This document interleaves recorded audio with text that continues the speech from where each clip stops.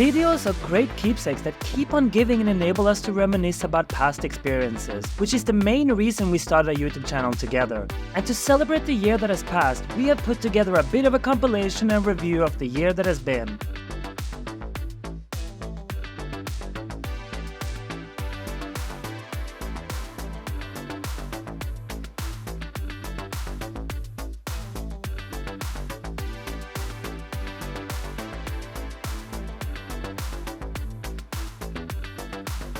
Two 2023 was a big year with big changes for us as John and I moved to Australia together. I left Hong Kong after 27 years, one of the busiest and most multicultural cities in the world, to the smaller and more laid-back city of Gold Coast in Australia for my new job and new life. And it has been a year with a lot of ups and downs.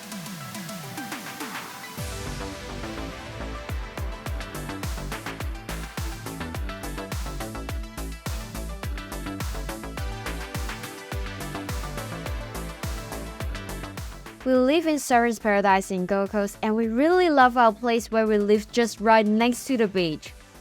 As the name implies, Surfers Paradise is a great place for surfing and water activities. However, I'm not a water sport person, but I do enjoy the ocean breeze and tanning at the beach.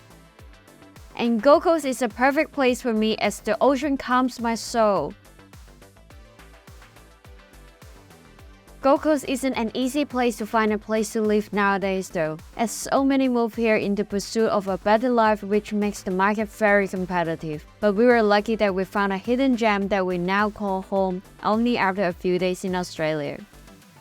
Beyond the warm weather and beaches, Gold Coast has so many activities on offer. John and I are adventurous people who love trying new things, and Gold Coast is the perfect place for this.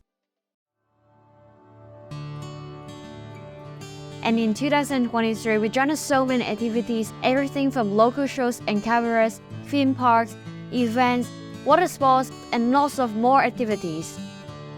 For me, I love all the activities that we did in 2023, but my favorite one was the goat yoga. I would never thought about having a baby goat on my back while I'm doing yoga. Having more than 20 baby goats join a yoga class was so special and unique. I got so distracted by their cuteness and the wild and lovely nature. This experience that John had prepared was totally a gold. I'll definitely come back for more animal yoga events in the future. For me, it's also hard to pick an activity favorite. I loved everything from climbing the Q1 building together to cycling a yacht and everything in between. 2023 was also a fun year to prank Polly with everything from innocent gift pranks, elaborate AI pranks, to taking out an advertisement on the busiest street of Gold Coast and more. But more importantly, I love spoiling Polly with new activities and adventures and expressing my love for her. And so it's been fantastic to share so many precious memories together, as well as elaborate romantic gestures such as gondolas, helicopter ride, limousine, and more.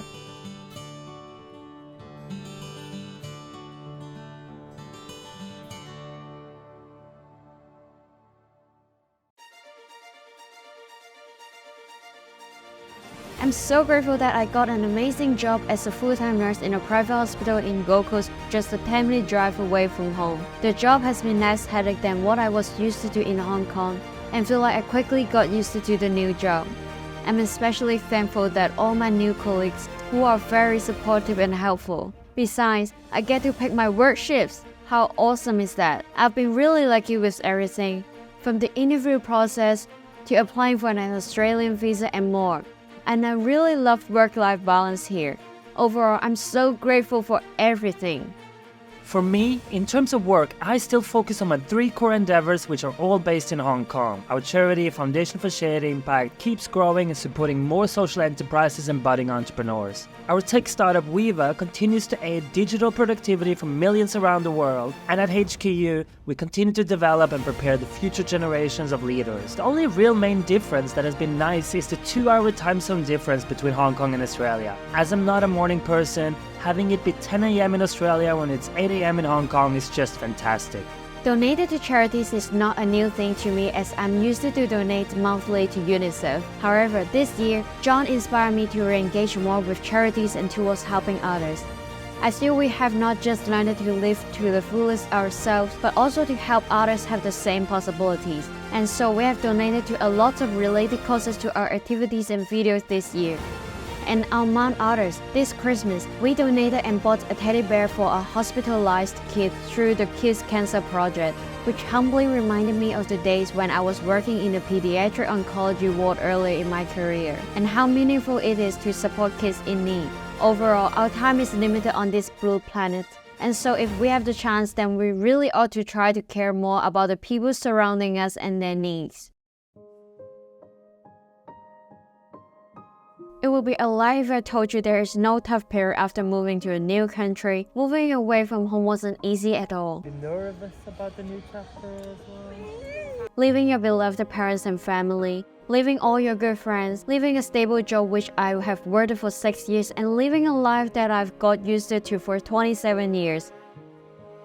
I miss Hong Kong every day. It is not that life in Australia is not comparable, but adapting to a new culture, new lifestyle, and building up a new social circle takes time. Fortunately, I feel like I have adapted to all of it quickly, and I'm really in love with this place.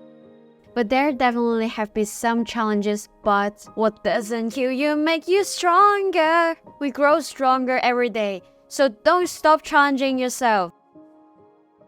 And I'm so grateful to John and my parents for all their love and support on this new journey for me. I generally don't see any negative challenges in life and embrace everything with a positive, open mind.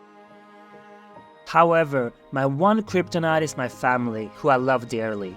And easily the biggest challenge is living on the other side of the world from my close family and relatives.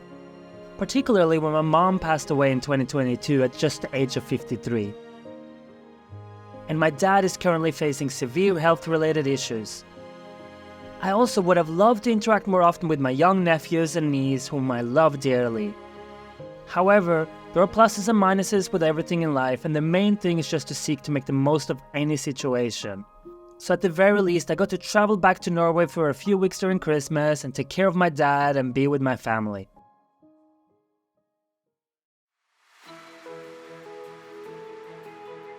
As usual, I write down my goals every year. Last year, I said that I hoped to get along with my new job and new life in Australia, and I made it. This year, one of my many goals is that we'll do better on our shared YouTube channel, and even on my personal one.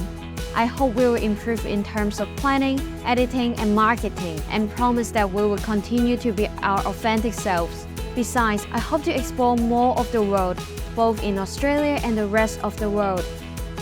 Life is too short, so we better explore as much as we can while we have the time. My future plans largely mimic Polly's. I have aspirations to become more productive and finally begin to share more to the world about productivity and AI, which has too long been delayed due to already being immensely busy with all my other work. And I overall just can't wait to build further on Polly and my foundation together, to develop even stronger bonds, to experience even more unique moments together, to continue to spoil and annoy each other, and be the best version of myself to her as much as possible. 2023 was an amazing year, and we feel that we have grown and learned a lot. We hope you also had a great one. In 2024, we'll continue with our channel and hopefully continue to bring more joy to anyone watching. We genuinely hope you have a wonderful and fruitful year ahead, and may all your dreams come true. Bye!